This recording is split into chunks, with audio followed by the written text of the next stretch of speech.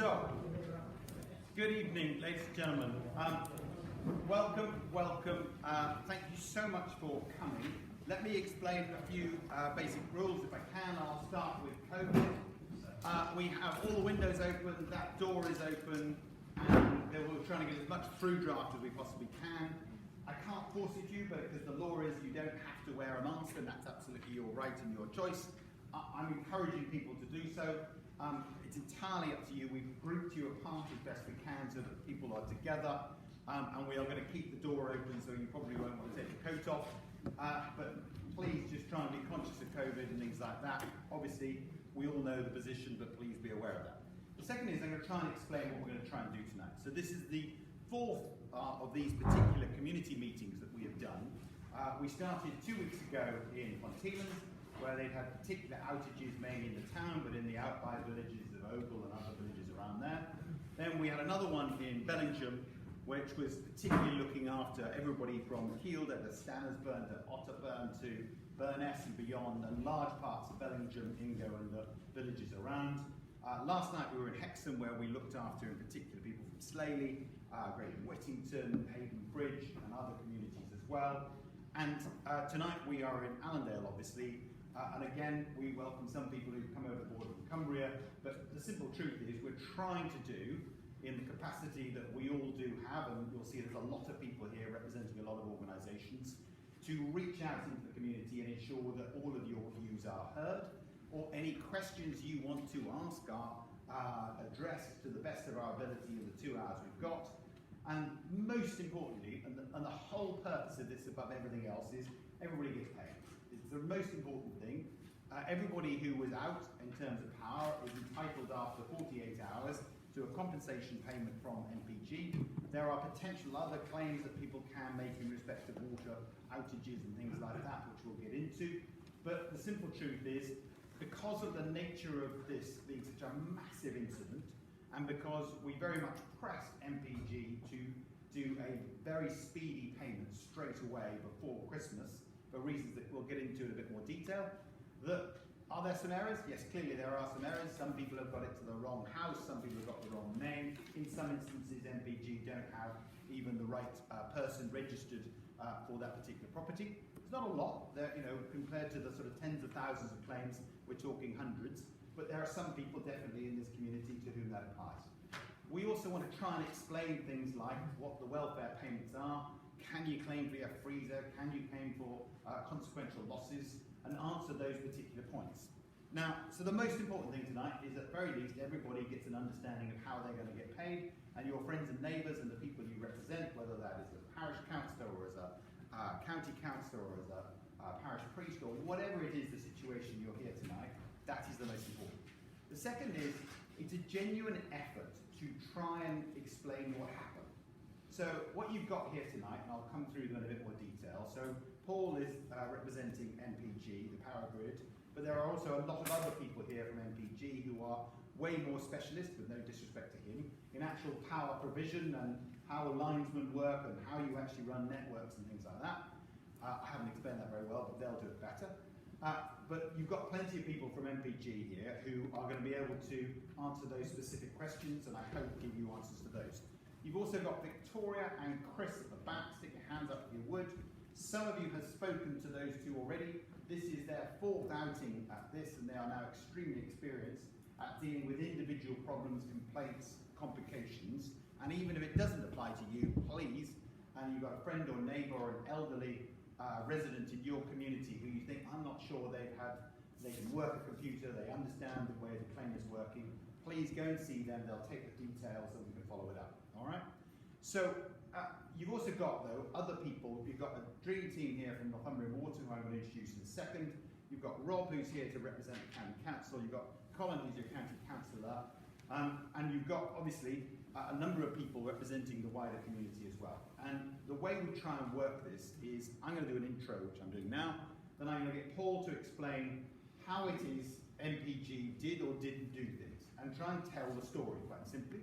Because the simple truth is, if you're trying to work off a TV program on Look North, or you're trying to do radio or Facebook or anything like that, what you've got in reality is 10 to 20 to 30 second slots You don't get any kind of explanation of what happened, why it broke down, why the system failed so monumentally, and listen, we all know it did fail monumentally. Why it is people were told, you'll be on in 24 hours, but then they weren't on in 24 hours. Why it was that comms just simply didn't work. And then slightly, what have they done in the last 2 months? Because this is a journey, in my view, that everybody's going to go on. Whether you are an individual who is deprived of power, deprived of capability of running your life, or a local community, or frankly, as you'll soon discover when we talk it through with them, every single public and private organisation was equally affected by this. All right? So they all lost power. They all lost their commerce. They all lost the ability to get in touch with each other. And there is a wider resilience that individual organisations are going to have to do as to how it is they were able to function going forward. And we've got some very interesting ideas that we've been doing this for 7 hours, these public meetings already. We've got some very interesting ideas about how we think we can do really good local resilience and create local resilience hubs in the community, which is no disrespect to the power company, county council, national government, how we can try and run our show better, and we'll come to those in a bit more detail. The third bit is, you want to hear what they're all doing differently in the last 2 months, because, trust me, they've started that process, and this is inputting onto that process, but this is a live feed to Ofgem, and for those of you who don't know who Ofgem are, they are the independent regulators who exist under successive government, there's no politics in them, who hold energy companies to account. And they have the power, and if you want the terms of reference, you can Google it, obviously if you have power, to see the nature of the Ofgem inquiry that is going on, that is applying not just to NPG in this area, but also to Scottish and Southern, who I think are the ones responsible for North East Scotland, who had similar outages, and to other power companies, one other power company who escaped me, for parts of Durham and Cumbria, who also are affected. So there's 3 separate power companies, all of whom are being examined by Ofgem. But what is quite good is what Kevin is doing is he is recording this for YouTube, and you can then watch it back. But also, more particularly, this is a live feed into Ofgem, who are then able to watch this and listen to our deliberations. Why does that matter? Because, the blunt truth is we're 300 miles from London. The blunt truth is we really want to make sure that your voices are heard and are actually understood. So I've started to write, and I've got about 9 pages so far, a Storm Arwen report that I'm going to be submitting to Ofgem, to the Department for Business, to the County Council, and also probably to Ofcom. I'll come to phones in a second and explain where we've got an issue on that. So that I hope I will then amalgamate the 4 separate public meetings, the multitude of different representations we've made. I've probably dealt with well over 1,000 constituents over the last 10 weeks during this process, with all manner of problems from the Carter Bar border all the way down to Allen Heads, from Lowrow and Gilsland in the west, certainly into urban Ponteland. You had whole streets out with people who weren't as good at adapting for things like that. So what we're trying to do is feed that in, make sure your voices are heard, and then the final bit is how do we get more match fit for the future? So the whole point of these inquiries is that you then have a more resilient and better equipped and more capable energy system. You have a community that is better able to deal with disasters, whether that is wholesale flooding or whether that is a energy crisis through a storm. And generally, how can we as a community, both locally and as a county and as a region, be much better prepared for the future? So that's what we're going to try and discuss tonight. But the first bit is what actually happened and what lessons are we learning. So I'm going to let Paul go first. He's going to introduce who he brought along from MPG, and then he'll give about 5 to 10 minutes about that. No questions at the moment, because we will come to all of your questions, but just let me get the 3 organisations to set out some of these things. Paul. Thank you. Evening everybody, and thanks for coming along tonight. My name's Paul Glendinning, and I'm the Policy and Markets Director at Northern Power Grid. And I've got with me tonight Matt Preston, who's the General Manager for our region. I've got Dave Brown, who's the Engineering Manager working for Matt, and is previously trailed by a guy, Chris Mitchell, and Victoria Doyle at the back, who are going to take your inquiries and go through the detail. On your seats, there is a couple of handouts, one of which is the customer inquiry form. You can get these online, but we felt that if you wanted to fill them in here tonight live and go through it with Chris or Victoria, that would be a good thing for you. And some information on the compensation and welfare support payments and how they all work. Again, there's links to online forums, but if you're not wanting to go online, the documents are there for you.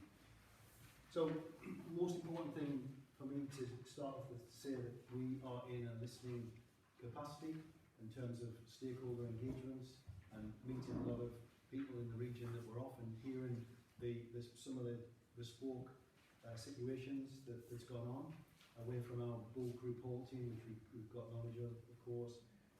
We know it was incredibly difficult for you, and we want to work with you and listen to you to go forward from here. If I go back to how we got into the problems, if anybody can remember that Friday night when things start to go, the first thing that happens in our systems is that the control room are made aware of the Met Office forecasts. And in fact, just before I've arrived here tonight, we've got another forecast for this weekend coming in that we're managing at the moment. On this particular case, we knew that it was going to be tough. We knew the winds were going to be up towards 100 miles an hour. We were able to stop all planned works, get everybody ready for a weekend of long hours and long working, put the network back together. And then of course the storm hit us between 10 PM and midnight on that Friday night. By the Sunday morning, we had 280,000 customers off supply from Berwick down to South Yorkshire. So quite a vast array of people off.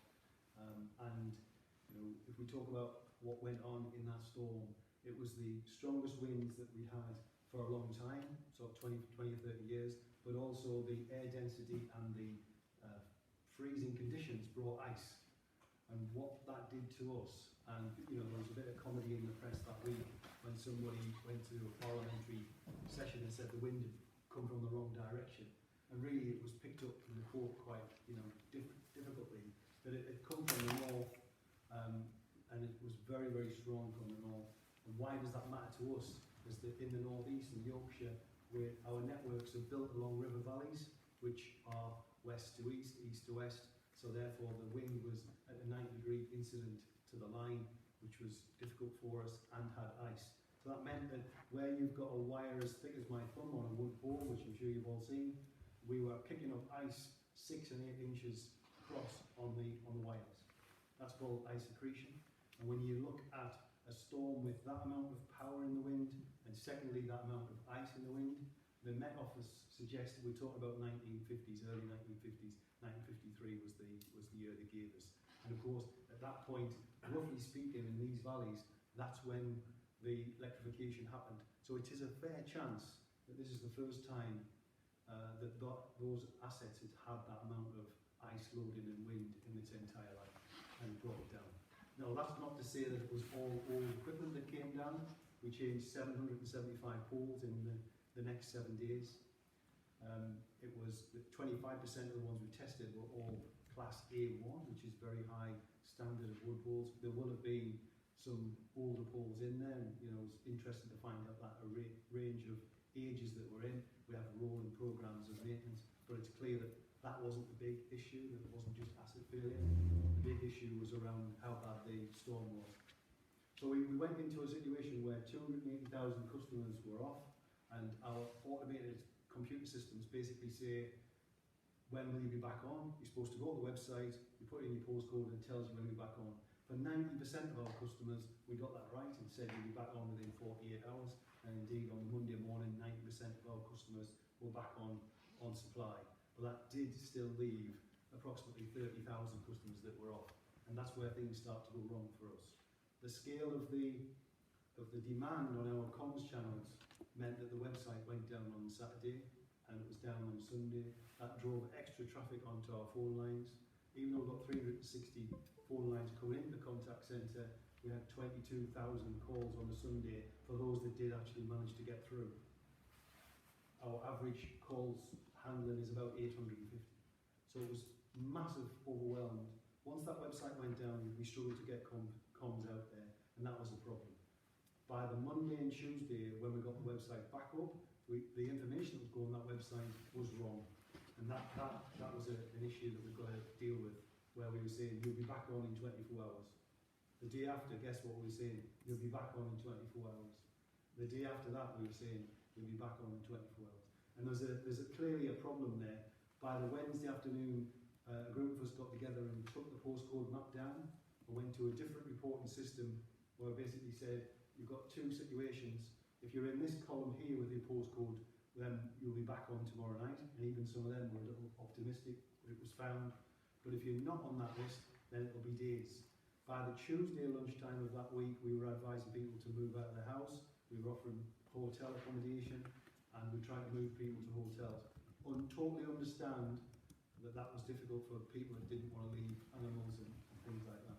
So we had a situation where by the Tuesday we knew there was another 7 days work to go. In terms of the restoration, we had 65 kilometres of overhead line to rebuild in the Weardale and Tees Valley, and in Northumberland and around this area we had the issue of sparsity, which was that you had hamlets with 5 people that needed a little bit of work to get five people back on. And in the last 2 days of the restoration programme, we had 400 linesmen out there. That were, we don't have 400 linesmen in Northern Power Grid, by the way, but we were tripled by the new SAC arrangements of bringing in people from other DNOs to help us. So 400 linesmen got the last 400 customers back, and we were basically going at one project, one job, if you like, for every 1.5 customer back on. That's the sort of ratio that was going at the end in the Comet's tail as it drove on. That was the restoration side. As soon as we got people back, our thoughts turned to, it's December, we've had a lot of issues out there, a lot of vulnerable customers were short of cash, that had to pay a lot of money in that period of time, so we wanted to get compensation out there quick. We've really pushed hard for that, we mobilised a team, we're working long hours to put it together. Our standards basically say we've got 90 days from when there's a fault to do the calculations, work out what we should pay and send you a cheque. In this case, we wanted to do the bulk of the customers that we knew about before Christmas. So around about the 8th of December, we started a project team to marry up the fault record database with our customer database, put them together. That resulted in 24,000 cheques that were issued before Christmas. Our statistics today tell us about 7% were wrong in terms of the wrong house or the wrong name, errors that were made in that process, but we're working through those errors. We also did about 5,000 outreach letters to people who said, we think you are off, we think you're off in that week, can you come back to us and confirm your name, confirm when you were on, when you went off, and then we'll process that check. We're working through that now, and our website situation basically says within the next 2 weeks we'll have paid everybody or been in contact with everybody. If we were speaking in sort of 2 or 3 weeks' time, then that'll be sorted out. And from the lessons that we've already started to learn, one is the website was on service. It will be moving to the cloud, so it'll be infinite in terms of its size. And we put in a tracker on the website that says, instead of it falling over, it put you into a queue, like some of the retail sites that you can see. It basically says, we estimate in 6 minutes you'll be able to get into the website, and we'll sort of trickle people through to make sure it doesn't go down. Another lesson that we've learned is that we've got a new automated telephone system being installed, which will be in Q2. That's what we're aiming to do next, and that's being tested as we speak. That'll basically link the fault records between your phone number in our customer relationship management database and be able to advise you what your restoration time will be automatically. I think we'll leave it at that. Sure. Okay. I'll make 2 points on top of that. The first is you should have on your chairs the handout on compensation payments. And if you haven't got that, we'll make sure you have that. But that explains how it is after the 48 hours you get the £140. That's not something set by this power company or anything like that. That's an off-gem process that is dealt with. But certainly we'll come to, and I'll get Paul to answer, how it is that is calculated, what a welfare point is. Some people have asked in the past, how long have I got to claim? And if I haven't claimed as yet and I've got a computer says no approach on the other end, some people have complained about the ongoing telephony services when you try and ring people up. I'll get Paul to address that in a second.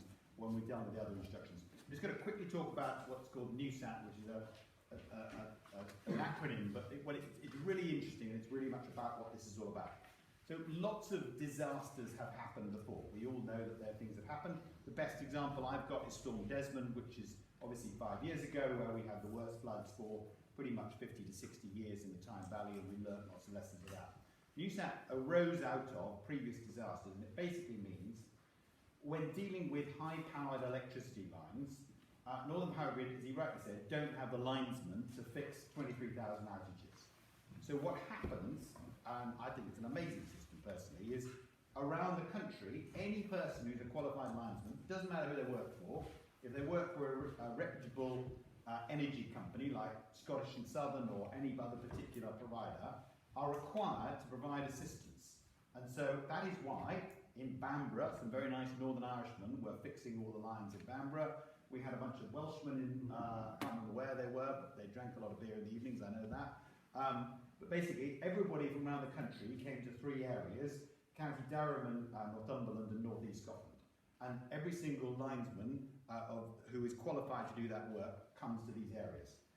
We could probably do more on that, and you may have an argument about should we have more qualified linesmen, ability for one man to do 2 jobs and that sort of interoperability. But that's the kind of thing that is already out there, and without that, we would have been absolutely stuffed, and we would have been off for 7, 8 weeks sort of stuff, because they just don't have the people. That's an example of where we take a pre-existing improvement in the past, but we then look at it and go, how can we make this better? So I'll talk a bit more in detail about the sort of local resilience plan, but I'm going to get Ross to talk on behalf about Northumbrian Water, and I may get one of you also to explain it's way above my pay grade of international of water management, about the nature of the hydraulic system and the water system in this area. Ross, do you want to give the overview first? You want me this side? You pick a side. Good evening, everyone. My name is Ross Smith. I'm Partnerships Manager at Northumbrian Water. And thanks very much to Guy for organising this meeting, for everyone else who's taking part, because it's, as already been said, it's really important that we listen and understand exactly what happened, and that we learn lessons and make improvements for resilience going forward. The situation that we faced was that about 55 of our assets lost mains power during Storm Arwen. That includes water treatment works which process the water and ensure that it's at the right quality to be able to be delivered to houses, and pumping stations which move that water around the network. And there were then 2 things that hindered us in responding to that. One was, as guys alluded to, issues with communications. So that meant both that we struggled to get the data that we would normally have on what was going on in our network to be able to understand levels of water at different points in the system. And it also meant that we struggled to be in direct contact with customers and people on the ground to be able to tell us what was going on in local areas. And the second thing was obviously access. With the weather conditions, with trees down in places, actually getting the access to both to our assets and to customers' properties in order to be able to deal with some of those faults. So how we responded to that, we put in place about 40 generators in order to provide backup to power in those assets.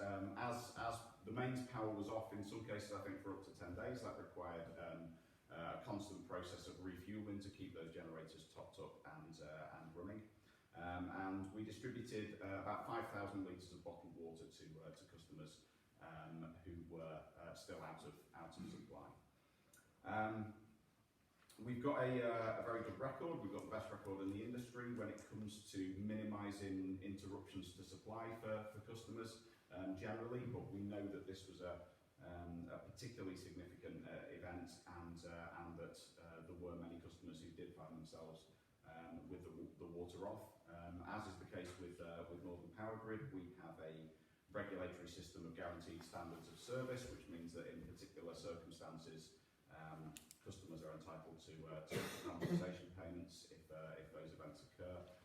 We're working through the data at the moment to understand who who was off, how long they were off, the reasons for that, in order to identify what payments people are entitled to, and then they will be automatically processed through customer accounts. There's a number of lessons that I think we've learned as a result of this.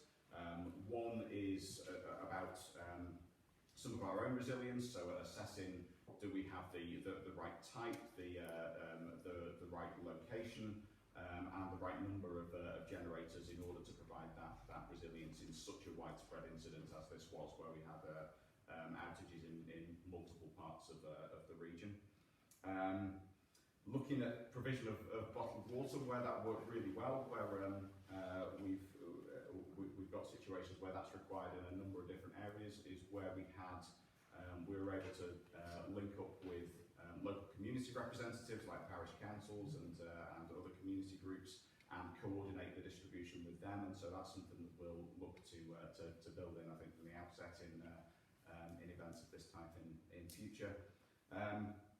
And then thirdly, we managed to, in many cases, support farms who were not directly our customers, so we're on our private water supply, but where they weren't able to get water because of power being out to pumps. We worked with the NFU and the fire brigade in order to be able to support there, because while they're not directly our customers, we identified that that was a part of our community that we had some capacity to help. And we've been talking to the NFU since about how can we put in place a model or a process around that we can bring in again in the case of future events. Just want to finish by pointing out some people I think we'd like to thank for what they did. Firstly, our own people, many of whom live in the communities that were affected and have those issues in their own homes, as well as going out and trying to resolve this.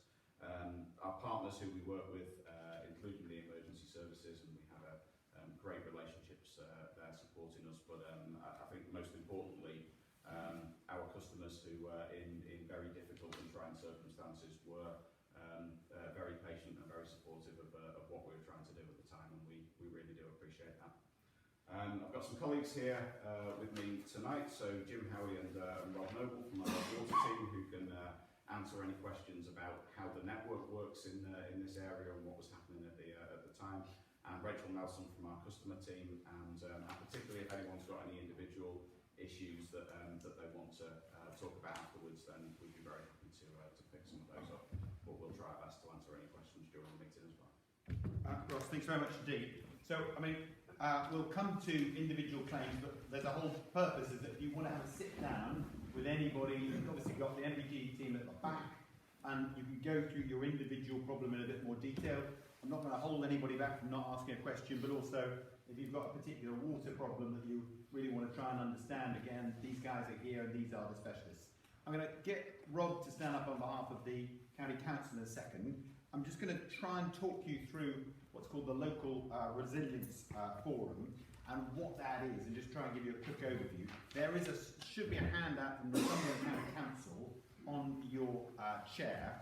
So this is something that's been set up under successive governments. The Blair government set it up under the Civil Contingencies Act of 2004, and it's effectively been adopted by every local authority since. So you can have a go at Northumberland, but frankly it's exactly the same in Durham or Yorkshire or elsewhere. There are local tweaks, but the simple truth is this is how it works in every county. Obviously, what you do in central London is different to the west of Scotland or in rural Northumberland, but the principle is very similar.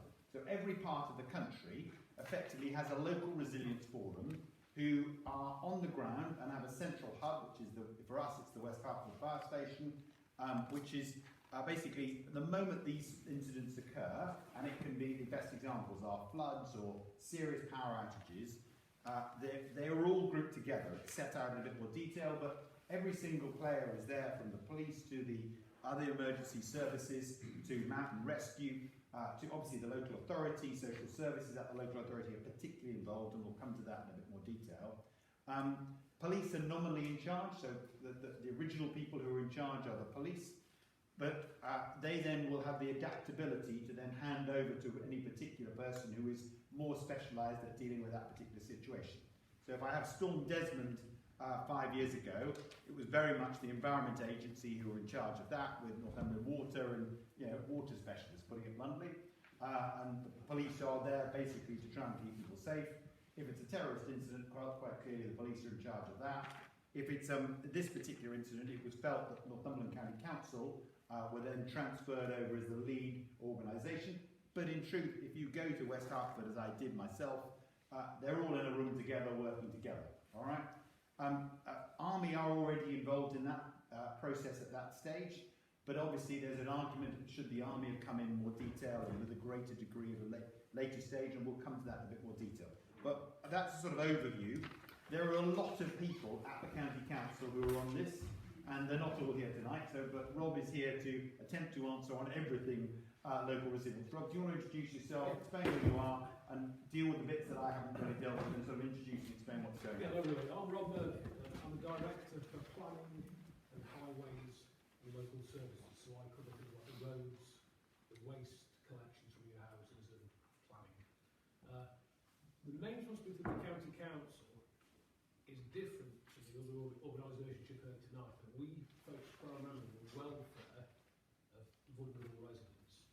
So, the day after the storm, the control centre was set up under terms of resilience forum, as Guy said, and we then, as quick as possible, got together a list from our records of those who were most likely to be worst affected by this, the most vulnerable, those with medical problems and those in our social care register.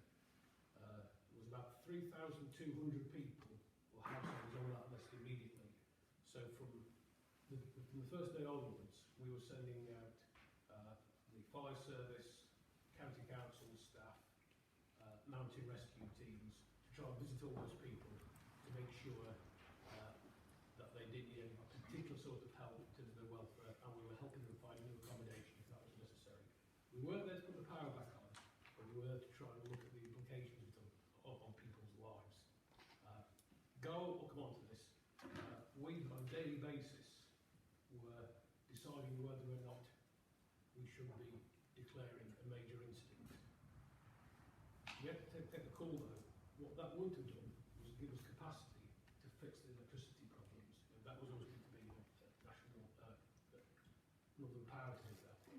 But what we did then, as soon as we realised that the information flows that we were getting on a daily basis about the vulnerable households and where there was off power, was telling us that we're going to be off the power for longer than we initially thought, at that point we called the Army in. We didn't call the Army in to help us bring back the power on. We brought them in, the boots on the ground, to help us do that thing of visiting the most vulnerable and getting out there to offer support to people.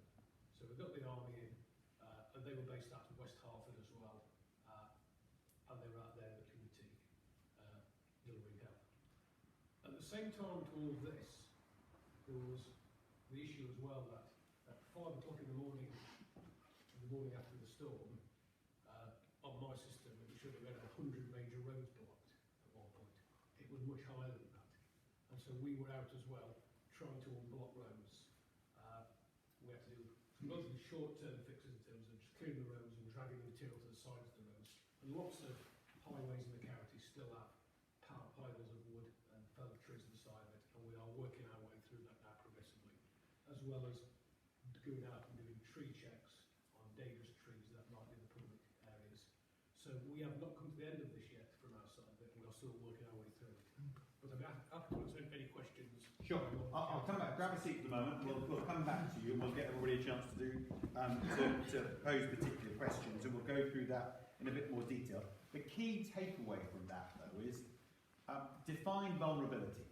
So, and this is a proper policy question. You can have a dig at anybody here. I don't mind that, but it's a proper government and local authority and resilience question that we all need to try and think about, and we need to try and have a better answer. So County Council, for example, have all these social services visits. In other words, if I'm resident at home but I have a care visit, they clearly come within what is defined as vulnerable. And that is relatively easy for the county council to say, I know where these people are, we have a regular visit system, we run this, these are easily targeted. What is much harder is, I'm a perfectly healthy 80-year-old, I don't have any vulnerability, I live at home, but if you have me without power for 5 days, my life gets really complex and really difficult, and that person either wouldn't have medication, wouldn't have the capability of getting in contact with people, and then you get a whole different definition of vulnerability. Now, the GPs, in most areas, were very good at sharing data, but we're getting into a really complex data sharing question, which is one of the key lessons that we're all going to have to try and work out. These guys, their data is quite clearly not good enough. You know, that's one of the reasons why some of the bills are going out to the wrong people. County Council don't have access to all of the GP's data. There's an issue on that. Everyone's data is personal to them, and there's a problem on that. But there is a sort of wider issue, which is very much how you do a local resilience forum, which is we're all going to have to get better as a community of looking out for our local community, because there will be people who we all know in our local villages and hamlets who are utterly fine and could cope with an outage for 1 or 2 days, but if they're out for 5 or 7 days and they can't get out and they are either snowed in or they are restrained by trees and they haven't got power, they become extremely vulnerable. And having that knowledge and how you store that knowledge and then action that is a proper policy question that, to be fair, we're all looking at. And to their credit, Northumberland County Council are doing what they've called a scrutiny session. But one of the things I'm urging them to really look at, and one of the things I'm going to be pressing on, is how do you get better prepared for such a situation? Because we're really good if we know exactly where the people are, and there are people who work for the council who can do that. What we're not so good is if this goes on for a long period of time. And quite clearly, you know, we're not here to have a dig at MPG personally. They thought, and their comms were just as bad as everyone else's, they thought this would be fixed a lot quicker than in reality it was fixed. With the consequence that everybody's relying upon poor information and poor comms, with the consequence that you don't think that your neighbour's in difficulties because they're not today, they're not tomorrow, but 5 days later they really are. How we crack that is really difficult. All suggestions gratefully appreciated, but there is clearly a role for local communities. And in the 3 sessions we've done already, speaking to Kielder Parish Council, Great Whittington, Burness, Rochester, Bellingham and various others, it's very clear that you get local resilient hubs like this hall or another place where there's a fire station or somewhere else, where you create a hub that really works as a local resilience, and then you have 2 or 3 people who effectively take local charge to the best of their ability. We will come to that in a bit more detail. I'm going to try and deal with matters of money first, and then I'll get on to wider questions, all right? So, Paul, can you just give everybody here explanations on, if you haven't received any money, what the cut-off point, because in theory it's 3 months, but I think you're being relaxed on that. How your welfare payment is made up is the particular point, and if there's any particular problems in terms of, we talked about time of receipts. So if someone doesn't have a receipt, how it is you're going to deal with that. So a couple of minutes on that. And then I'll deal with any questions on bills in a second. So the 90-day rule stands for, in terms of after you've been cut off, people have 90 days to be paid or to put their claim in.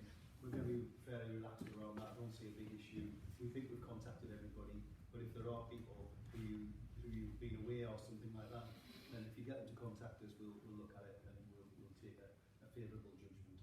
If we talk about compensation, which is different to welfare, the compensation falls under the guaranteed standards payments. It was agreed fairly early on in the process that the cap of £700 would be waived, which in all of the people that were disconnected up and down the country, Northern Power Grid had the highest amount of people that would be through the cap of £700. In Northern Power Grid, if you were off from the start and you were last to go back on, the figure would be about £1,800 that you could get. Right now, we've had around about 25,200 checks that's been issued, and around 20,000 have been cashed. And we've spent about £9.5 million on guaranteed standards. The guaranteed standards payments, the compensation, if you like, is for things like if your freezer broke down and you lost food. It's for things like cancellations of appointments or extra fuel in your car, that type of thing, which is different to the route that we took on for paying welfare payments to try and help people. In the week, as soon as we knew it was going to take longer than a few days, we started to say to people, if you want to move out of your house, we'll put you into a hotel. We booked 1,400 hotels that week for people to move into towns where the electricity was on. And we encouraged people to go to bed and breakfast or hotels if they could find them away from their property, and we'd reimburse that. We'd reimburse hot meals, so if people were ringing up Just Eat and having things delivered, then we'd reimburse for that. We sent food vans out, they were all paid for by ourselves. We're through £550,000 at the moment of cash that we've paid. The claims are still coming in, and there could be people here tonight, I appreciate that are in the email queue for compensation. We are working through them. We've got a team of 50 people doing the, I've got the wrong name on my check. I think you've sent me the wrong amount, and where's my welfare payments for the 15 Chinese meals, etc. that I ordered in that week. So that's the process that's ongoing now. That welfare payments generally covers things like the real emergency stuff of hotels, hot food, those types of situations, and we'll pay that out on receipts. So we ask people to keep receipts.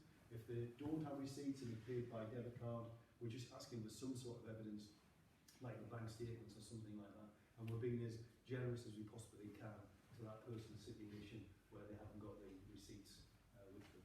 Okay, cool. I'm going to get hands up if you've got any particular questions. I've got one particular point which I want to try and address, which is sort of the resilience planning. So Ofgem and the Department of Business are particularly on these guys' case. That's the main, energy provision is the most important thing, and it's for them to do the particular investigation. But it is very much my view, and I think the collective view of the 3 previous meetings we've done, that we need a much greater store of things like poles, so that we've got access to a warehouse of some shape or form, that they are available on a much better basis. We need a much better system of maintenance of the actual poles themselves. They're on a 10-year visit cycle with various other ways in which they can be monitored. That seems to all of us too long. And thirdly, there is a real issue on interim generation of power, where mainstream power goes off, and how we get interim powers available, and making sure that that is improved. If anybody got any specific questions on MPG, yeah, Holly. You were saying that the computer system saying 24 hours. No, I couldn't disagree. We checked daily, it was telling us specific times every day for 6 days. When we finally got through, who on the phone were telling us literally the same thing. But yet on the 7th day, Northern Power admitted that we had actually allocated that they were doing any work yet. What? I mean, I've got to be honest.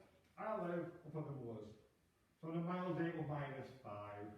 We didn't have a water supply because the pipes froze. You can't make the right choices if you don't have the right information. But it didn't come across as incompetence. It come across as pure lies. No one seemed to have a clue what was going on.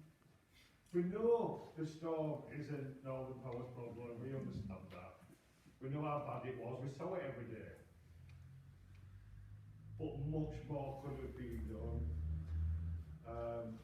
We didn't get information at all. No, in my village, no one came to my village. Nobody. Not even local authority. Even we asked for help. All my neighbours are elderly. I've got 2 disabled children myself. I'm just in a brain hemorrhage. Nobody wanted to know. I can transport my children in the middle of the night to South Yorkshire to stay with all the relative I have. Unacceptable behaviour. And that's my point. Everything you say is unacceptable, and I'm going to get Paul to come back on that. The lady here wanted to. Do you want to come in as well? We had the same situation. Yeah. We had no electricity for 11 days. Yeah. And we never heard from anybody, not county council, So, listen, your story that you were given is not the first time we've heard that in the last 4 sessions that we've done. I promise you, it is unacceptable. There was, putting it bluntly, they did not know what was going on. That was quite clear. Paul, I know you want to particularly address those. No, I do, and from our side, we want to offer an apology for that and for not being contacted at all. That's the sort of information that comes to us at this point in time that we need to make sure our systems can cope with. I'm not sure, because there was an issue up with Weeville where I described to somebody that I knew the website was back up and they weren't very happy with that answer because they didn't have a possibility of having their computer or their mobile phone on because they'd run out of all power. So at that point, once we got the website back up and we were putting messages up telling you where the right information was, nobody could find it. So there's an issue that we need to work out, and it was suggested to me up in Weeville that maybe we start flying drones with loudspeakers on to try and pass information. Because the only other way forward is to drive to everybody's house and go and see everybody and get the army in to go and speak to everybody. Because we were doing outbound messaging to everybody on our priority services membership list. We were sending texts, we put website information up. I have to accept it was wrong for the first few days, and that was a terrible position that we got ourselves into. That the algorithm was trying to work out when you'd be back on in a normal fault situation. We've learned from that will not happen again. I know that's easy to say here, but in that case, it's really difficult for us to work out how we can get in contact with somebody who has no electricity, no mobile phones, and no landline either. And that's something that we all need to come grips with. Tell them about Issa. Yeah, my story is as bad as friends over there. We were only off for 7 days, but we were getting some sort of message all the time. It's a lack of information. Yeah. You've got to pick up on. The other thing, a couple of points, is that because of this lack of information, we were told nothing about health that was available to us. We were working as a community amongst ourselves. Somebody was told about getting generators in for us. We were offering a gas hob, to our next door neighbours because they were cooking on a wood fire. That's all they had. So it's this lack of coordination. And yet, at the beginning of the whole thing, we know that somebody from the council discussed the idea this hall is an emergency centre. It is designated an emergency centre. And yet they decided to keep it closed. Now how can we make decisions if we're getting no information and the people who are in the decision-making role don't make the right decisions? People in the village were offering, if you want to charge your phone, come to us. If you want a hot cup of coffee. It was all here. Could have been used, and yet it didn't. We've got another storm coming. Climate change, more storms, greater reliance on electricity. You've got to get your act together and quick, please. I understand that, thank you. None of us would disagree with anything what you're saying. I'm just going to get Rob to come in on the specific point about why this hall was not used in that particular place. Do you want to come on and answer that? To the best of your ability, I accept Yes. it. I'll come to you as well in a second. We've got lots of requests over the first few days, and we had an identified list of faults that we knew would work and we knew had power. So in this area, we identified the fire station. One of the things we are working on, and actually since the storm, we've added on many more hubs by working with people and saying, is this the right location? Is this what you want to be identified? So that is a big thing that we will be doing and building up.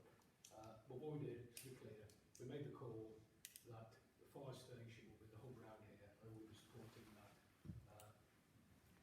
And over hindsight, we ought to identify more places, but we can only go off what information we had on a day-to-day basis. Yeah, and I think there's a legitimate, I'll let you come in a second, there is a legitimate criticism of, you can have the same conversation in County Durham, you can have the same conversation in Aberdeenshire, that there isn't the infrastructure in place to deal with mass outages of power in a localised areas. Now, Allendale is a significant community, but we're also going to need it in smaller communities than this, and that, how do we deal with that in the out-by areas as well? And then how does organisations like the County Council get people to that particular place, and whether the appropriate judgment call was made that the fire station should be done. With the benefit of hindsight, it doesn't appear it was the right call, all right? That is exactly the lessons that one hopes that the scrutiny committee does, and that the feeding in that we're doing, and I've got several pages on how we have local resilience forums coming together going forward. The lady as well, you want to add things? Yeah, no, I just wanted to reiterate the point of using this hall as a rest centre. We were contacted the Sunday after we lost power by somebody from Civil Contingencies team, I'm guessing, Mr. Fisher, I don't know. Because my name's still on the system. Yeah. I'm no longer part of the management. So we passed the guy on to the current management. Now I understand that the council decided that there was not sufficient emergency to open this hall. Now, just let's pause a minute. What we have in this hall, which we don't have in the fire station, apart from the power and the heat and the running water, so you can use the toilet if you haven't got water. We've got Wi-Fi. We've also got a full catering kitchen in there.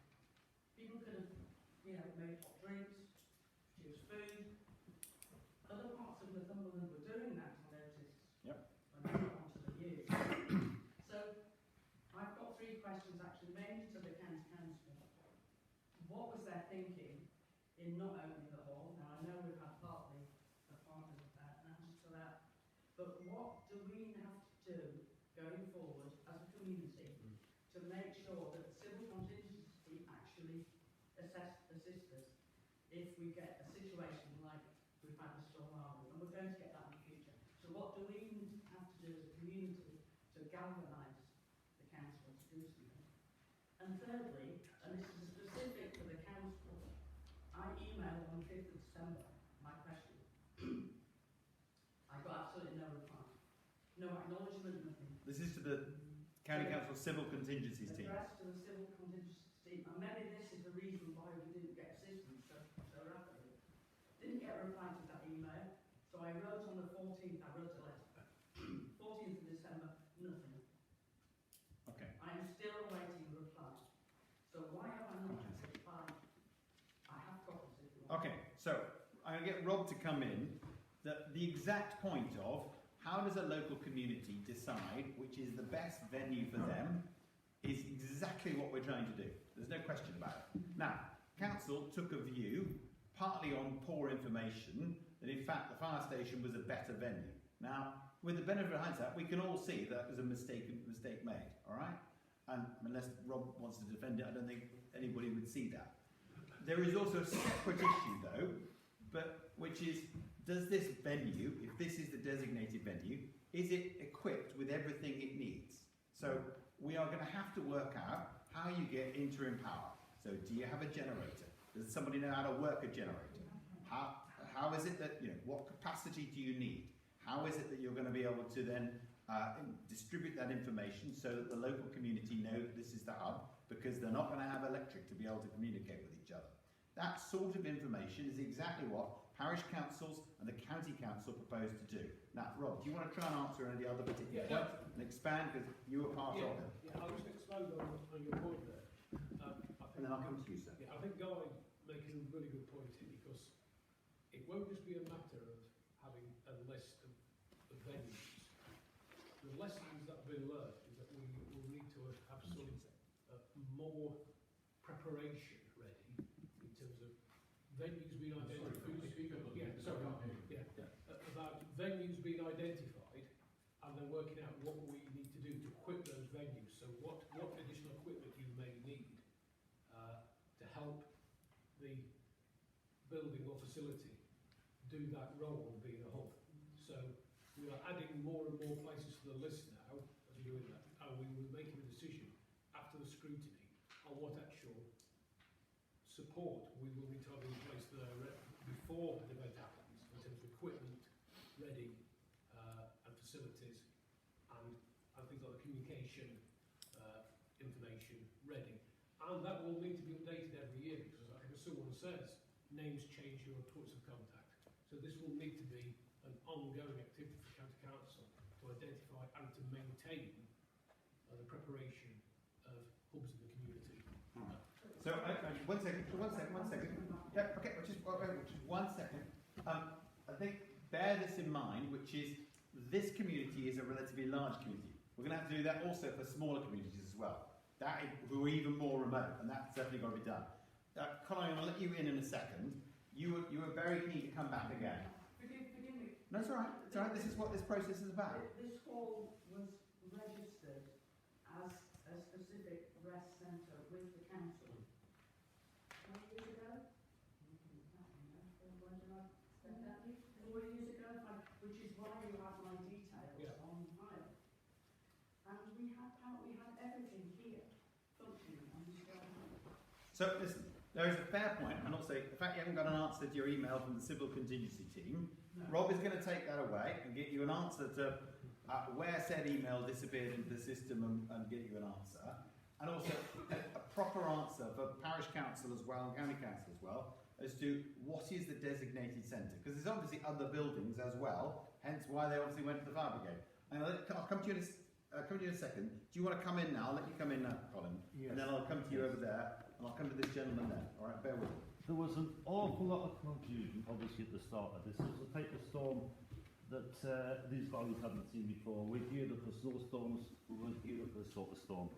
There was offers came forward right from the start for the forge, the church hall, and this hall. And if somebody registered this hall as the venue, the hub, it wasn't registered with the county council. Because no, it wasn't. Just please. You've had your say. Let me have my say, right? Yeah. Somebody put this hall forward, but this was not the venue that I wanted. There was a better venue than this, and it was the sports club, the football hall at Catton.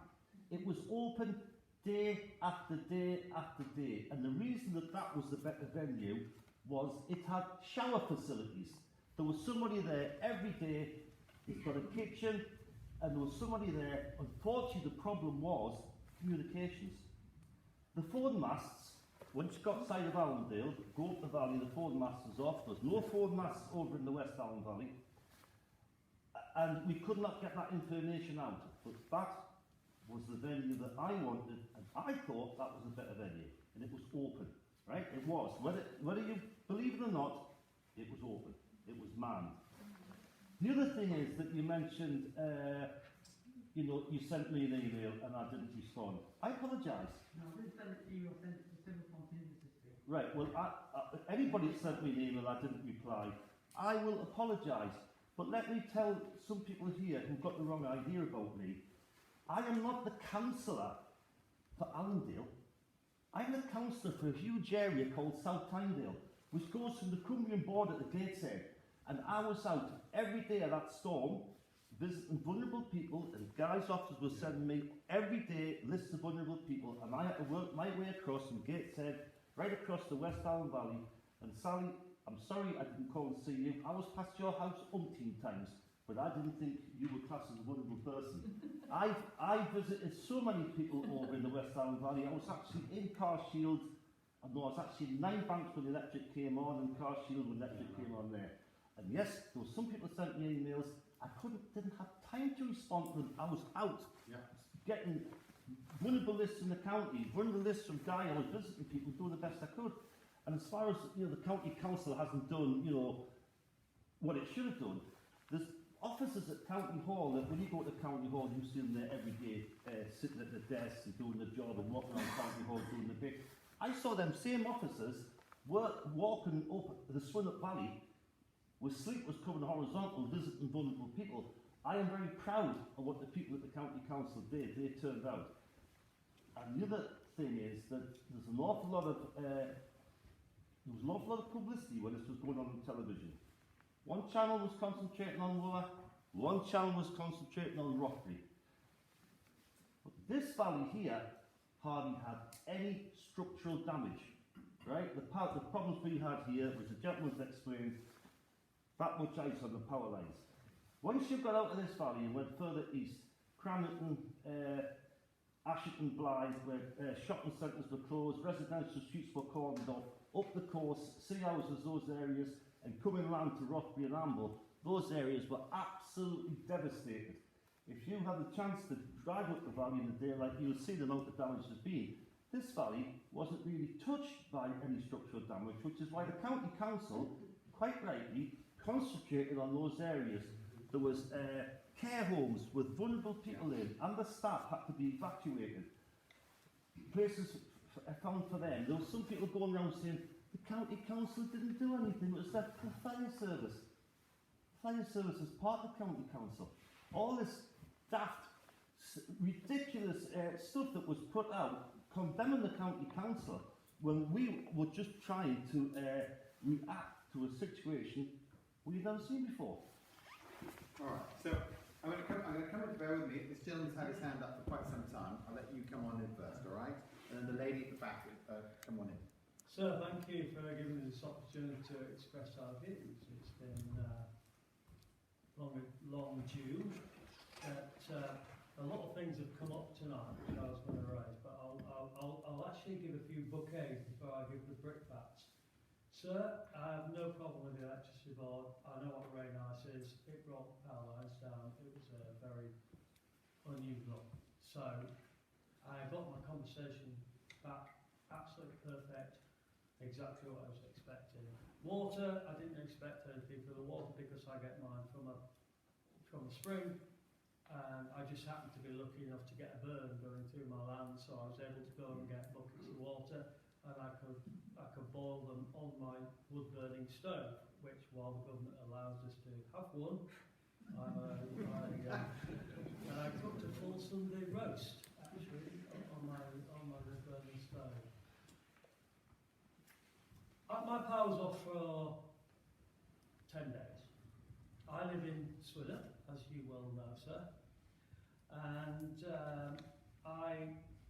we were off for 10 days. You were talking about the website and information, and we were talking about the fact that it was going to be the fire station. Well, there's no way that I could get that information because my phone mast came down with the rain ice. The actual phone mast actually came down. I had no landline. I still have no landline. And I still have no broadband. So I work from home, and I've now had two and a half months without any broadband. But that's not your problem, that's between me and them.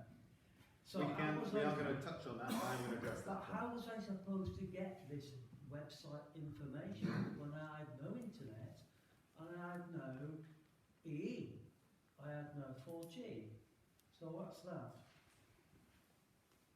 Water, I wasn't offered water, like I've already explained, because I could just go down and get it out of the day.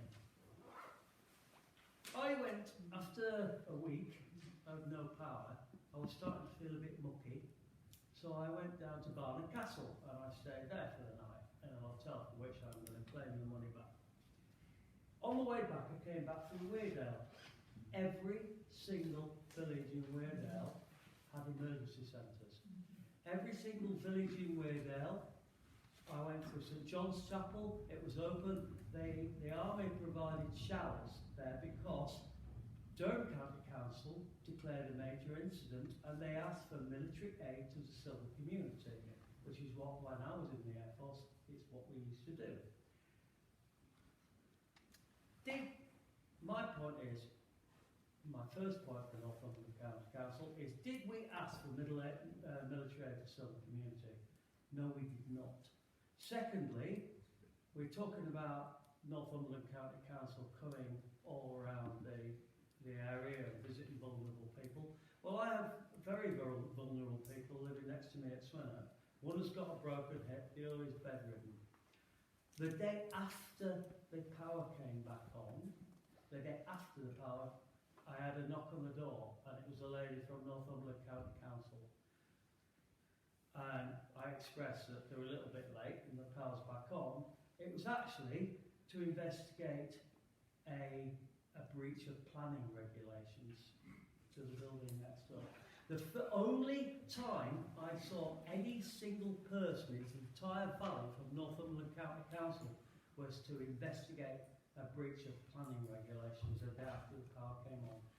That is utterly unacceptable.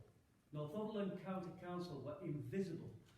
Where were every single village, Isaac Burn, Cows Hill, St John's Chapel, all had hot food centres, and we had nothing. I'll leave it at that. Okay, so let me try and address some of those, and then I'll get Rob to come in. So you are right that there isn't an integrated network of particularly smaller communities, all right? And you could have the same conversation in Rochester, or the same conversation in Kielder, or Great Whittington, hamlet of about 100 people, that exists with that capacity going forward, all right? And there is an argument, a fairly heated argument, about which is the designated centre for Allendale, or Bellingham, or wherever. That is something we're working on in larger communities. Where I think Weardale have got it right, there's no question they have, is that for some time, clearly, and I haven't gone into the minutiae of what Durham County Council do, but they've set up along the Wear Valley, quite frankly, a network of resilience hubs. A magnificent. Yeah, and they did very well, there's no question. Then slightly also, I'm just going to bear with me on that. So I'll try and address it. It's clearly more organised, there's no question, all right? We all can see that, okay? They focused their support, the County Council of Durham, particularly on Weardale, which is where the major area was done. The damage in Northumberland, as Colin was saying, was way more widespread, all right? So it was not the case that we had one valley or one particular dale that was particularly affected. There was other bits, obviously, in County Durham, but Weardale was clearly the major problem. We have people off, I mean, literally, the entirety of Northumberland. And rightly, they focused on things like care homes and the like. Now, there is just not the capacity, there's just not enough people who work at County Council to have gone to every single place. It's clearly not ideal, I'm understating it, that someone comes to look at your neighbour's planning rather than necessarily come to help. But slightly, you've actually answered the problem that we're trying to address, which is you have a person who wouldn't be on the County Council list as being a visit as far as social services, but would be vulnerable because they're just post-operative and they're in a situation that if we had that data and information, and if the GPs were properly sharing that data, then one would have known that within 2 to 3 days, that's a really crisis situation. So can we learn the lessons from that? Yes, without a shadow of a doubt. I want to address phones as well, and I'll deal with that first, and then I'll let Rob come in and sort of mop up on the county council stuff. But on the phone stuff, properly difficult policy stuff, all right? But there is no doubt that at Sparty-Lee in particular, and certain key places along the valley, but come to me to Otterburn, Ingo, various other places higher up in Northumberland, they lost phone masts as well. And just as electricity lines went down, significant phone lines went down. I know because we've been in contact that you've been off for a considerable period of time on for the BT things. We spoke to BT this week, we're trying to sort that out ASAP, all right? As to the sort of long-term resilience of the phone lines, it's a proper problem, so there is no doubt that we're going to have to try and address how is it that we're going to have resilience with copper-based phone lines in a longer-term situation that aren't dependent upon electric capability. Now, in terms of individuals, I can assure you an awful lot of people all across Northumberland are buying small generators and are looking at the capability of, and the small generators are relatively cheap, and they are able to run your mobile phone, boil a kettle, do the basic things. I'm not taking a wood-burning stove away from you yet, but we can have a discussion about that. Rob, do you want to try and address some of the other points? Yes. I'll come to you, don't worry. I've got the lady at the back I'm coming to next. It's probably worth describing what was actually happening at the command centre at West Hertford on a day-to-day basis while this crisis was rolling out. Each morning, early, we got data sets in from Northern Power Grid who told us which addresses, according to the data on that day, were offline in terms of power. To begin with, we were looking for the most vulnerable people on our lists. And just click that, so as Guy says, that's the ones where there's a public sector role with them, like if they're receiving care at their home or they're on our lists of 3,000. What that doesn't cover, and this is another learning point that Guy and I were talking about, is lots of people make their own private arrangements for care, and we had no access to that sort of information to identify those people. That would require, changes to the way that we can access data via the health service. When it became clear that the power was going off for an extended period, the data sets we were getting through from Northern Power in the mornings, we were using them progressively to try and visit people who were not just vulnerable, but were without power, and had been for what the records were telling us for several days. And it is true, we sent people out, sometimes to some quite remote locations, and they got there, and then people said, well, we haven't been off power at all. So clearly, the flip of that is that we will have missed people who were off power, because we had to go from what data we had. And the point about we declaring the emergency and getting the army, which we did do, was at the point when it was confirmed to us that those automated informations that was going out saying you'll be on in 4 hours, you'll be on in 24 hours, as soon as we knew that that wasn't working properly, at that point we called in the army to help us visit everybody who was without power. Not so, innit? No, I'm going to come to that. Go on. Yeah. But I've just answered that question. I've said we were based on what data sets we were getting through. So to be clear, we were sending people out, and I had experiences, because I was in West Hertford organising the teams, and I was getting phone calls from people who spent an hour and a half getting to a place to find out it was still on power and had never gone off. So the logic of that has to be that we weren't also getting to people who had been off, but we were generally trying to get to everyone who was on our lists, but we started off with the most vulnerable. So I'm going to try and do the army point, but I didn't deal with that, and I'll let Rob come in a bit more detail. So Durham declared it one day before Northumberland did. It's very much based upon the quality of the information you're getting from the power supplier and the likelihood that you need to take interim action. The degree to which the army can make a difference is a proper discussion that we're now having, though, and there are two follow-ons from this. So it's clear that Durham decided that Weardale was the worst place, and they sent their army people there. All right. We had a much bigger, more disparate areas, and we had problems with data. It's patently clear. There is also an issue about getting the army to get involved, and it's complicated, but if you've served, then you'll know the nature of this system, which is the military basically are really reluctant to be an extra emergency service. And they're there for a reason, to keep us safe and to do operations and other things. And they are very reluctant to get involved. No disrespect to them, but that's just the practical reality. Secondly, they guard their independence and their ability to operate as they see fit, and operational command of their squaddies, very, very jealously, and it has to go right up to the Secretary of State for Defence, and then individual orders have to come down. And then you have to actually identify which regiment is actually available. So, Albemarle Barracks, most of them at that particular time, were in Estonia trying to prevent the Russians to come across the border. So although we have 300 troops based at Albemarle Barracks, literally 3 miles from Ponteland, where they had serious problems, and where Ponteland, whole streets were off, whole lights were off, and people who are really struggling to deal with such an emergency, whereas people in the Allen Valleys are much more used to dealing with these problems. And the practical reality is that they were not able, they weren't there, first of all. Secondly, there wasn't the ability to get those people there. And literally they were saying, so the people who came to help us fundamentally came from Catterick, right? And then there's allocation of troops to 3 different places, to Durham, to North East Scotland, obviously Aberdeenshire in particular, tiny bit to Cumbria, but also to Northumberland. So, we're talking well over 500 troops. The practical reality is, one looks back with hindsight and go, it would be amazing if the army had 100 linesmen who could have come in and worked electrical equipment of this nature. They don't have that, though, is the bottom line, all right?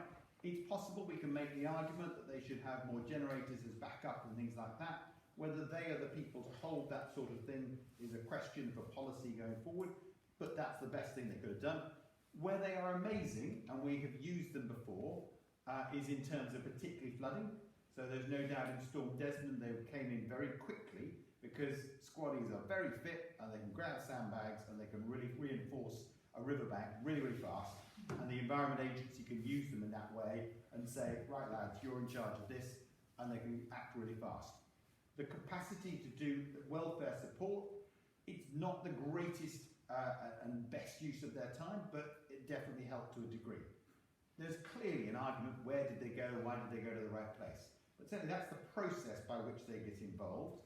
And their practical usage, they're also already involved. So the bit you shouldn't underestimate is that the Army are already part of the Local Resilience Forum from day one. So there are Army officers at West Hertford, along with all the other emergency services who are there. And it is a collective decision, ultimately taken by the Local Resilience Forum, as to whether they need that assistance. And the trigger is always, is the power coming back on soon? Are our comms better enough? Do we know we can handle this? Can we do this much better in the future? Definitely we can. There's no question we can.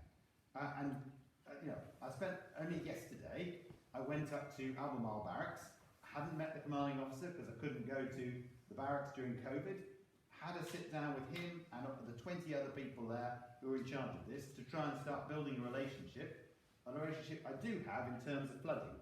Because if it was a flood situation, I know exactly what I would be trying to do, and I could actually get local people involved. We don't have that at the present stage. Now, that's going to require better planning going forward, and that's what we're trying to do. Is there anything you want to add on that particular point, or have I misspoken in any way on getting the army? It's the point you're making, I think, are really pertinent. And the main message that I'm coming here tonight to say is that we were acting on a day-to-day basis, on the basis of best available information we had access to. And as soon as we knew that the data was pointing to it with a longer period, clearly that message I gave you about we focus on the vulnerable on our list to begin with. As soon as we knew the power's been up for longer, it was obvious that people who weren't even on that list would be becoming vulnerable. And that's why we called in the army, so we could start to visit a lot more people all at the same time. So I think the key bit for me for the scrutiny committee of the Northumberland County Council, and to be fair, Durham and North East Aberdeenshire are doing the same sort of process, is define vulnerable and define when they become vulnerable, work out how you can share data and have a better system so that local communities can assist the Local Resilience Forum and we get better information flows, particularly when we don't have the ability to do comms. The lady at the back had her hand up a while ago. Yes, and I Sorry. add to what you're saying, as well as those things you've said, it's also about the information being out in advance, preparation in advance, which clearly has happened in Durham, so that it was clear how these things were going to happen in the different villages. That needs to happen in Northumberland, doesn't it? Because there's clearly a mismatch between some of the information that we're being told and some of the information that we're hearing from people here. For instance, we've been told that the hub was chosen to be the fire station, but Colin's told us the hub was chosen to be the sports centre. I would like to know how the fire station was used, because from my information about the fire station, they basically took action on their own initiative because nothing was actually provided. No water came to the fire station in the end, and they weren't quite sure how they were being involved. So this idea of an integrated network that you've mentioned is clearly absolutely what is crucial for the future. And as Gareth has said, we are going to need this again. Maybe this weekend, hopefully not. But, in the future, as we get more and more of these types of emergencies, and I think it has been quite a shock to this area. I'd also like to say how well the community responded. I mean, it's not as if the community in Allendale did not respond to the situation. They responded absolutely as well as they could to support all the people they knew. But that is not an integrated system. And that is what we need. And as Jane has also said, if we can use this hall, which does have good facilities, then preparation needs to be made about what we would need here so that people knew we were here, but also to keep things going. Because actually, at the time that it was being suggested, there was no water in the hall either. The water was off in the hall. So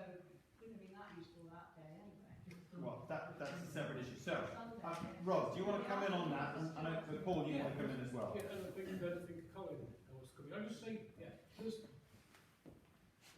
a wider discussion to be having here as well, and this is the one that will come out of the scrutiny. So I don't want to prejudge any answers, because we need to look properly again and a proper understanding of what the problems actually were on a day-to-day basis. But there are some ways we do stuff on other issues in terms of being prepared. So on a year-by-year basis, as part of my department, we set contracts, for example, with local farmers in rural areas. So we know we can't get snow ploughs out to every part of the county because it's such a big area. So we have contracts in place for farmers to do snow clearing works with us. And we also have issues such as in some parts of the county we have schemes for having snow champions where the local community is provided with equipment to help clear snow because we know that we can't get around everywhere. And I think there's probably that sort of approach in terms of a wider resilience where it isn't just about having a list of places that are good peoples. As I said earlier, it's about us understanding what equipment and support they need to function as hubs, and that being in place before the emergency starts. Yeah, because Hang on, I will come to you in a second, sir. Bear with me. I'll give Paul, and then if you want to come in, I'll come in. Two quick points I think I want to make. I want to try and get across there is this thing about it was wonderful in the Weir Valley, and I just wanted to make sure that we understood Northern Powergrid's position on that. In the Weardale Valley up at St John's Chapel, that you saw the rest centre that we set up there and got involved. Remembering that we had 60 kilometres of overhead line, main lines and tributaries, all down in one area. So we had a major project team there, you know, a lot of people from Northern Powergrid, and we were in contact with people at the county council straight away, and we picked St John's Chapel first to try and get that underway. So there was a different approach, and I think we've all picked it up in Northumberland, and guys we talked about, we had a sparsity problem in Northumberland, so it wasn't quite clear where to put them. So I think that's why there's a bit of a difference. And the other point about vulnerable customers, we have, out of the 280,000 customers that were off over that first 24-hour period, 42,000 of them were on our priority services register, or priority services membership as we call it. And we would encourage people to join that, because that gives us a direct route, definite checked direct route to get in touch with people. I appreciate once the comms is down, that's almost impossible, but we did send outbound messages to all of the priority services people on that register. I encourage everybody who knows somebody who has a vulnerable relative or knows somebody to get on our priority services register, and we share that data with the likes of the county councils. Okay, Colin, you wanted to come in, and this gentleman's had his hand up, and then I'll come to you, sir. Yeah, it's just, I mean, I was actually born in this valley, and when I was young, during the 60s and 70s, we had some absolutely serious winters, and quite often the electric was off for 5 days at a time, and when you're trying to feed, you know, a lot of head of livestock, and you've got no electric, on top of that your roads are blocked, you kind of know how bad it is. However, what's happened, this Storm Arwen, was something completely new. Now, at the county council, straight after this happened, we talked about this, and one of the things that we were aware of was the fact that parish councils, who were seriously important, didn't know what to do. So at the county council, what we've got to do is we've got to set up some sort of framework, some sort of blueprint, so if something like this happens again, the county council, the parish councils know who to contact to set things in motion, because that was the biggest problem here, was communications. How we get over the situation before mass being down, I don't know, but the county council is looking at improving the situation, so at parish level, not all over Northumberland, parish councils know how to proceed in the first instance, and that's seriously important. But that will come out with the scrutiny meetings we're going to have, scrutiny stroke investigation, so that, you know, the county council have not just thought, it's happened, it's over. Not at all. We are looking at as Rob knows, because it's his department, we've got to sort of safeguard this county for the future. Yeah, I mean, the principle is a local resilience plan, which, to take the lady's point at the back, is communication of that. Once you come up with a plan and you've agreed it with the local community, self-evidently you would have to do a leaflet campaign and whether it is posted out or delivered out to the local community, that is an obvious thing that one would do, so that somebody has in a top drawer or hanging up in their kitchen, these are the key people, this is where you go, this is the situation. And to be fair, you know, some of our parents and grandparents had this sort of thing in days when they were worried about nuclear war and the likes. We're just going to have to get that more match fit in that way forward. Gentleman there had your hand up. I'll come to you again, Holly, and then I'll come to gentleman at the back. Like I said, I've been here a year and a half. I don't mean any disrespect to any of you because I don't know any of you. But you're talking about other counties and other towns, and we're not here for them. We're here for here. You act as if it's 1960s. It's not. I asked local authority for help for our village. They didn't want to know. They were too busy on social media and on news, thanking people, and it's an unprecedented storm. Repeatedly the same conversation everywhere. We already knew we were in it. My point is, we're losing ambulance up at Alston. Yeah? How would you know how sick people are coming in these little villages? I mean, I'm in Ninebanks, and I know the gentleman turned up at Ninebanks because I wasn't in at the time. I had to drive 200 miles to see my son. You know? The county have got a duty of care. Plain simple. They didn't care. They were too busy trying to make themselves look good. But that's exactly how it came across. Okay. Full stop. All right. Everywhere we went, there was social media, local authority, thanking people, thank you. For what? No disrespect, but for what? We never got anything down here. Okay. So, I'm not here to defend the county council, but I promise you there are people who live and work in the same communities you do. Everybody else lives in the same communities you do. We're just as much cut off, just going through the same experiences. They do care. They may have not come across in the right way, but there is no doubt that the individual civil servants who work for the county council are decent people who are doing the best they can. There is no doubt they can do it better. MPG can do it better. Every single organisation here can improve. There's no question of that. They can have more empathy. They can be better organised. We can have better resilient planning. But that's not the point. I've got no problem with Northern Power. I understand the story. I get it. I do. The point is, you've got social services, you've got police, you've got medical professionals. There's not just one person who works for the local authority. No one came here. No one. But you still get this council tax. Well, with great respect, people who are on the vulnerable list of the county council, and I'll tell you what we'll do, we will share with the parish council, and we can tell it to your good self as well, the visits that were made, because there's a statistic list of individual people who visited individual places. Now, that is dependent upon the quality of the data that you have.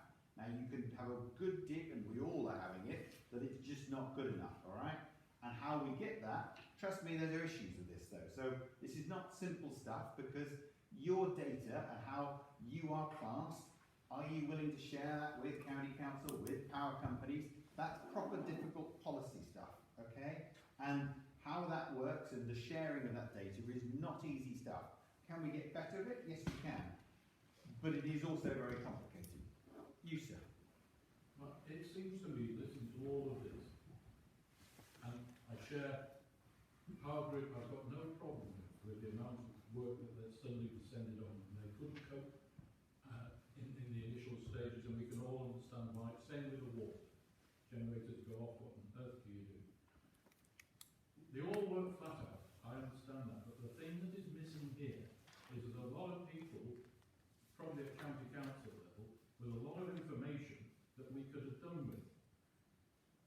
My wife has written and sent emails to them, and weeks and weeks and weeks after, has had no communication whatsoever on that. We're told by Mr. Horncastle that our hub was a sports hall, half a mile down the road, and nobody told us. So there's a guy sitting down there with all the heat, all the light, all the showers, we're sitting up in the darkness up there, freezing to death. We're looking nicely at the likes of Catton and at Allendale Town.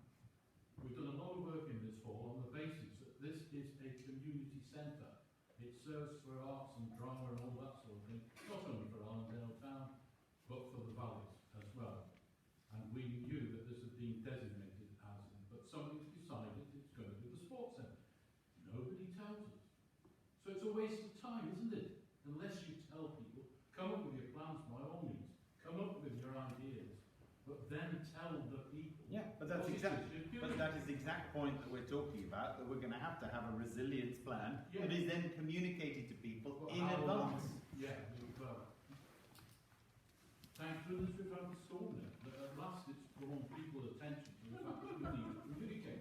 Well, so listen, everybody is learning to cope with, and every single one of these public sector organisations are learning to cope with, what happens when you have no power and have no comms, and every single, the crisis centres goes down. They've got huge problems. Now, how we deal with that? So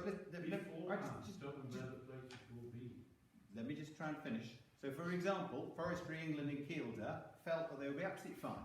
But in fact, you go and speak to them, as I did 2 Fridays ago.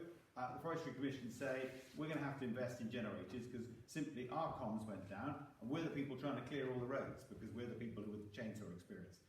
Every single organisation, big or small, are having to look at how they are resilient. Now, we can have a much bigger plan for the wider area, but individual companies, individual organisations are also looking at this. Now, we can all say, with the benefit of hindsight, we could do things better. I have confidence though, because I'll tell you why, I've done this before. So when we had Storm Desmond, this community, and particularly in the Tyne Valley, was quite clearly not as well prepared for a major storm and a major flood incident, one of the worst since the Second World War, if not the worst, as they should have been to. And so we now look at that, and we look at the lessons learnt, all the flood groups that have gone up. You go to Kielder in the winter now, it used to run at 99%. The reservoir, right? It is now running at 86% because we brokered an agreement between Northumbrian Water and the Environment Agency and national government to ensure that in the winter months, Kielder runs at 86%. Why? Because if you have a major flood event, that then can take 13% to 14% of water, which doesn't go over the dam and doesn't cause a major flood event in the upper North Tyne and everywhere from Warden to Corbridge to Hexham to Bruddock. That has transformed the flood defences by one simple decision. There is a whole host of other decisions that we then made, investments made in respect of flood defences. And what you can do is you can, we've had a disaster, how do we learn from it, how do we get better? Which, by the way, is exactly what this evening is about, and exactly what the other 3 evenings are about the recommendations and about the 3 separate inquiries we're doing. That's what we're trying to do, and to be fair, everybody's views is going into that, and that's the key thing. All right? Now, I'm going to wrap up fairly soon. I'll come to you, sir, in a second. I'll come to you. I'm going to try and wrap up in about 10 to 15 minutes because it's quite late and also the people are going to lock this place up and it's not fair of them to go too long. And I do want people to have an opportunity to sit down with the water teams and the electric teams if they've got personal things because that takes a bit longer. So I'll come to you, sir, first and then to your good self. I'm absolutely amazed that anybody can sit here tonight and say that we've been unscathed. We have thousands of pounds worth of damage caused by trees, over fences, walls. We had no electricity, no phones, no mobiles. I'm 80 years old. If I hadn't bought a generator, I think we would have frozen to death. Now, how the hell anybody can say and sit here tonight and say we were unscathed, I have no idea. We were 1,000 feet up and we were marooned. We never saw a soul until the army came at 4 o'clock, 8 days later. But that's been unscathed. An absolute load of rubbish. He's probably been in Carsheen, and I have great respect for him. But that comment has been unscathed. It is absolute rubbish. All right. Well, I think he's trying to compare it to some other parts and in different ways, like care homes having to be personally evacuated. The lady here in the pink top. So I've got a few comments that I want to say, and hopefully they're all constructive for you. One is that I think it's really positive that you're communication on this, because people didn't know where to go, and you need to be looking in the small hamlets as well. Yep. So folks were heard, they were coming into Hexham or coming into Catton, getting a signal, going, oh great, there's going to be a food wagon at Allen Heads. Going up to Allen Heads, there was nothing. Because somebody had decided that it was actually down in Allendale, and oh, we didn't need it because the tea rooms was open. So, you know, people were going into the tea room. The army and the council went into the tea rooms in the village, and the tea rooms lady posted on the local notices group saying, does anybody know, it must have been this 8 days after, does anybody know who's still not connected? Because the army don't know, the council don't know. So everybody who had power, who could connect, was commenting on this post. Yep. I saying, was on it too. we know, Yeah. all of this. So that was not the army posting, not the council posting, that was the woman who runs the tea rooms posting and asking. And everybody responded, the community came back and responded. And the last thing is for the council, if you're going to be investing in the community centres, in these emergency rest centres, you need to be talking to Community Action Northumberland, who are really well networked and really know about these things, Agreed. but also, and you can see we've got our new vicar here, hello, I'm a friend of it. So we started last week, was it? Yeah, yeah. So he was Baptism of fire. yeah, so a lot of the villages that you're talking about, that out in the rural areas, they have churches in there, and they have, as a community building, they're on persistently, they're persistent through centuries, they're on higher ground, Yep. then unlikely to flood or less likely to flood, and they've got a band of volunteers that are associated with them. I work with 35 different churches across the whole of Northumberland, up on the coast, in the rural, in those areas where the trees are down, Yeah. up in Howick, while we're chopping trees around me on the Monday. And there's people there already willing and wanting to help. They just need the ability and the capacity to be put in, and the permission and communication, so folk know where to go. There was folks out in Allen Heads for 12 days, didn't know that they could get out, didn't Yeah. know that they could go to places. So I think the first point would be that's exactly what the county council are trying to do with the scrutiny investigation, and there is also slightly go to authority with solutions, not problems, if you can. So we all know what the problems are. So if you've got solutions and you've got suggestions, if you want to do them through me, just email me and I'll make sure it gets to the council, or email Colin, or get in touch with Rob, have a take his details before you leave. Without a shadow of a doubt, that's exactly what we need to do. Now, there are some communities, we can have a discussion about which was chosen here and why and how and what. Some communities will have a village hall. You know, in my constituency, we've got well over 50 village halls. Now, some are better than others, some are very small, some are barely used, some have not got a village hall at all. In Ridsdale, the gun in the pub was used, and that became, frankly, the hub. There was a generator was got in, we managed to get that going. There isn't really a church there, there isn't a village hall there, the pub was used as the hub. It's also the polling station, it's pretty much the only central thing there. Every community will have a different suggestion on that, and I would love it, absolutely love it, that if we could use churches, if they're in the right places in the right way and they've got power, but then they also will have to have issues about, have they got a generator? Paul, I'd love you to do because we've done this discussion a few times before, about whether a generator is the right way forward or batteries is the right way forward. And then I just want to also get that the Northumberland Water people come, I'll come to you next, sorry. I just also wanted you guys to talk about water provision in the valley, which we haven't talked about and we thought we'd talk more about, and about how you're going to have sort of resilience going forward, because I think given the difficulty of getting water to this community, it really matters. But the lady here had her hand up as well. Just a really quick one, hopefully a positive suggestion also. I've done quite a bit of contingency planning and sort of resilience work before, and one of the things that struck me is that all of the contingency measures that or a lot of them that were being suggested and we've talked about are about hubs.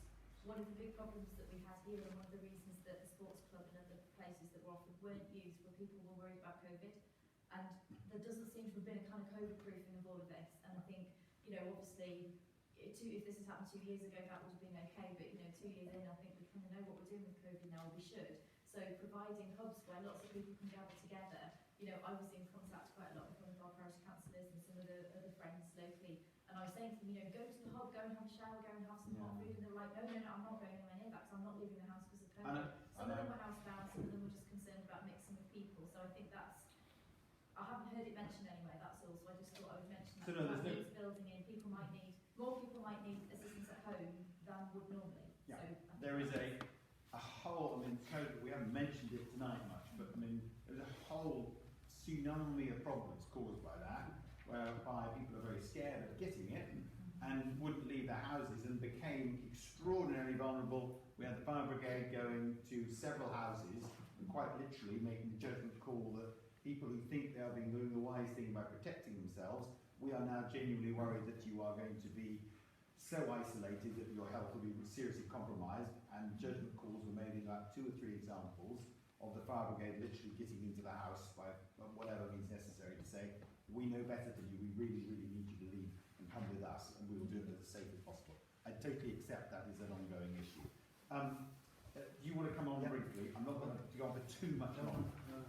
I'll just pick up the issue around village halls, centres, and whether the generators or maybe in the future batteries is the way forward.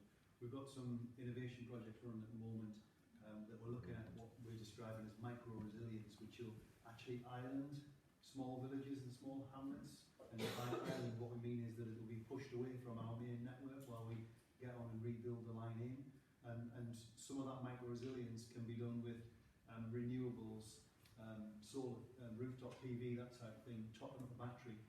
And whilst I totally understand the technical side of our business, we all know that a battery wouldn't have helped on a 10 or 11 day position. But if those hubs, those regional, local hubs that were set up across Northumberland were running with some sort of batteries, remembering that when our Northern Power Grid record is that most of our faults are less than 12 hours, and the batteries would be designed to run for 24 hours, let you come down, charge your mobile phones up, get a kettle, boil, etc., and keep that village on, and keep that hamlet on, and run on the battery. But secondly, once we knew that the battery was running down, then we would drive a generator, a mobile generator, to plug into that battery. Those trials are going on now, and the first project is being constructed this year in Burness. I can't quite remember. Burness, yeah. And if that works, that'll be rolled out into other areas, and then, hopefully, when we're building the reline, where a line goes down into this area, batteries will come up. Everybody will know where that hub is. They'll go there and get things sorted out from there. So I just want to let Northern Water come in on water because it's so key to here, and it's really complex how you get it here. So do you want to give the sort of 2-minute simple guide of how you get the water here, because it's a hydraulics and all of that, and how you're going to try and make it a bit more match fit for the future, because you've got the same problems everyone else has got. Okay. So in terms of the network around here, it's basically because of hydraulics. It's there's a lot of pumping stations, so yeah, we have the same issues that you faced when the power went out. We had to deploy mobile generators. I think you mentioned about roads that made it very difficult. So we are looking at that in the future about how we make that a little bit more resilient. That could be some fixed generators rather than having to deploy, mobile generators to keep the pumping network going. I don't know if there's any of the farming community in tonight, but we're going to work closely with the NFU about alternative water supplies that might be tankering into farms, or giving the opportunity for farmers to come and fill up at sort of fixed designated points. What we have for the community in Allendale, we're just shortly about to undertake quite a major project for small water treatment works to make that a lot more resilient moving forward. Perhaps a lot of you will know that we did have an event here at the weekend, and we took a call at 6 o'clock in the morning for our regional control centre. By 9 o'clock in the morning, we had the majority of customers on. We had that resolved. So I think Ross had mentioned earlier, we do pride ourselves on our resilience in terms of keeping customers informed, keeping customers in supply, and we have been industry leading in the water sector for the last 5 years. Okay, listen, I'm going to wrap up now, and there's two key things. If you've got individual points you want to raise with any of these organisations, they're going to stick around for 10 or 15 minutes, but it is late and everybody has given up their time to come and see you. I'm not going to keep you too long, but you've definitely got the MPG people at the back and you need to speak to them. Can I just make a couple of quick points to finish? You aren't going to be subject to karaoke. That's our only, we're a fairly cheap version here. That's our only microphone that we could obtain. So fortunately we haven't needed it, and it's not there to sort of celebrate or serenade you out. The serious point is, if you have anybody you know who has not been paid, that is the most important thing, we will get in conversation. If there's someone who's got complications with how it is the payments come through, please contact us, get in contact with MPG, take cards as you go, we will try and do it. If you feel that people have not had the opportunity to come out, make the case, get upset about things, make arguments to any one of these organisations, you want to do it again, then we can try and facilitate that and do it, whether it is by teams or whether it is by one-on-one meetings. We're certainly looking at going up towards Stannisburn, which is right up towards Kielder, where we think there's a particular problem where communities have been hurt as well as they should be. I know that there are other communities representing sort of Cumbria here, which may want to have a dialogue with MPG on an ongoing basis. The most important thing is that you think anybody gets paid. Second bit is, if you feel at the end of this you still haven't had an opportunity to communicate your views, the Ofgem inquiry is still ongoing, the Department of Business inquiry is ongoing still, and the Northumberland County Council investigation and scrutiny committees are still ongoing. All of those things can receive your information. If you want to do it through me, you're welcome to do so. If you want to deal with them direct, you can do so. All of the terms of reference about what they're doing, mainly focused upon energy provision and the powers they have to force power companies to do things. You can see that online and you can see the extent of that. And certainly there is lessons to be learned, and I hope personally we will come back in 6-12 months' time in a very, very different way. That's the hope, and that's what we're trying to do. This is the 4th of the various meetings we've done. If you're a glutton for punishment and you want to see what other communities have said and how they've said it, go to my website. The Bellingham one is up there, and you can see what different issues are raised there and how it is they're making the case for different things. And certainly, I will do a full report, which I hope to get done probably by the middle of next week for the middle of the following week, which I'm going to submit to Ofgem and to County Council and also to the Department of Business. And I'm going to try and sit down with individual representatives of that. On Ofcom, on phones, that's a work in progress.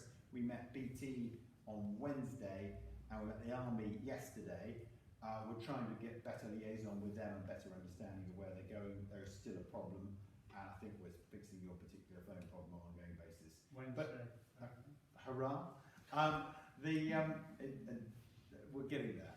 My final point is there's a massive thank you to the people who came out tonight. You've got, whether you agree or disagree with them, they've come out. A lot of them have given up their Friday night to come out and talk to you. Northumberland Water County Council, MPG, 2 police officers, my staff. These things just don't just happen. It takes tons of organising.